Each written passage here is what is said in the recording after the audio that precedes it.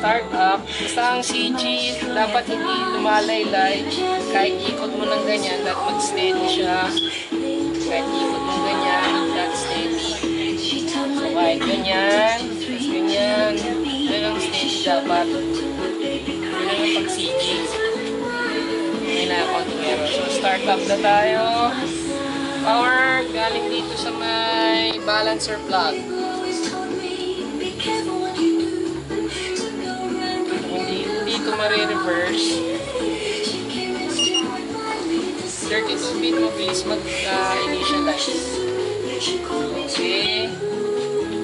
So, up. Ito na yung joystick. Yan, sa likod. So, pag ano, pwede mo i-control tong joystick yo. So, lan, tutungo, taas. Sa baba. So, ngayon yung first natin basic, yung lock. So, make sure na ito sentro dito. So, kung hindi mo makuha, i-manual mo na lang ng ganito. O, diba, kunyari gano'n. Pwede may gano'n na lang, or pwede talaga i-manual ng ganito. Tapos, para mag-sentro siya, isang single button lang. So, ayan na ang sentro niya. Pag ginanon mo, susunod siya. So pwede pa rin siya i-manual override. Diyan ka lang harap yan. Kahit na ganyan, manual override, pwede mo pa rin ganun-ganun.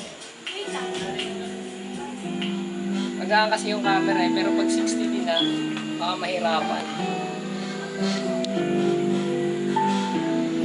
Okay, ngayon yung lock mode. So, kailangan dito is 3 buttons here. Make sure na gitna ito ulit dito.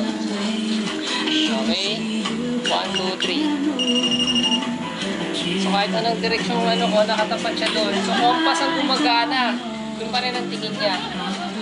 So, kahit siguro may use siya, lagi siya doon ang tingin.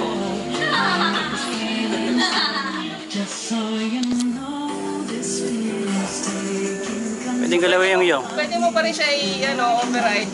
Medyo may correction ka. Yan. Galaw. Habol mo, susundan niya yun. So pag sesentruhin ulit, balik mo lang. Manual, i-sentro lang to ulit dito. So sentro, tapos single button. Yan na ulit tayo. Follow button. Okay, last one na yung shake this.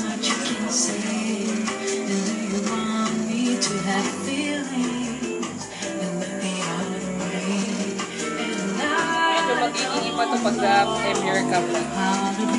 So, ang pag-off lang follow siya.